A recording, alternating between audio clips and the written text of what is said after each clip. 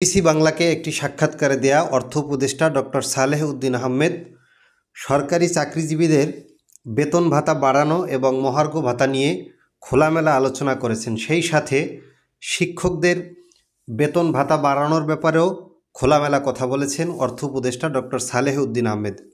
BBC Bangla থেকে প্রশ্ন করা হয়েছিল, অগাস্টে আওয়ামী লীগ সরকারের পতনের পরে আপনারা যখন থেকে দায়িত্ব নিলেন এরপর অনেক দাবি দেওয়া এসেছে, বেতন ভাতা সরকারিকরণ, জাতীয়করণ, কিছু কিছু জায়গায় আপনারা প্রতিশ্রুতি দিয়েছেন আপনারা করবেন। এটাতে অতিরিক্ত যে ব্যয়টা হবে এটা কিভাবে সামাল দেবেন? এটা তো দীর্ঘকালীন একটা ব্যয় তৈরি হবে। জবাবে অর্থ উপদেষ্টা বলেন, রাজনৈতিক সরকার থাকতে ওরা এটা করেনি।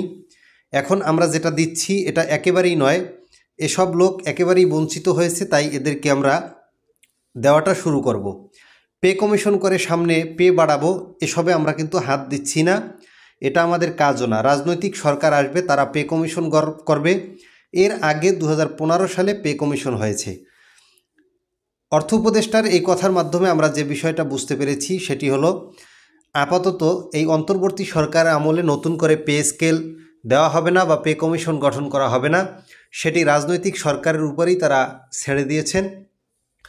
বিবিসি বাংলা আরেকটি প্রশ্ন করেছিল, সরকারি কর্মকর্তা কর্মচারীদের বেতন বাড়ানো নিয়ে এখন কিছু হচ্ছে না।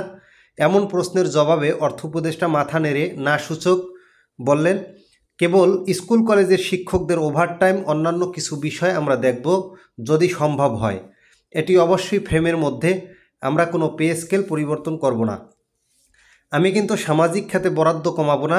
শিক্ষা, আইটি, স্বাস্থ্য, সমাজ কল্যাণ আমাদের কমিটমেন্ট আছে, এগুলোতে কিন্তু বরাদ্দ কমাবো না। আমাদেরকে অর্থদাতারাও বলেছে তোমরা অবকাঠামো করবে, আমাদের থেকে বাজেট সহায়তা নেবে, কিন্তু এইসব খাতে বরাদ্দ কমাবে না।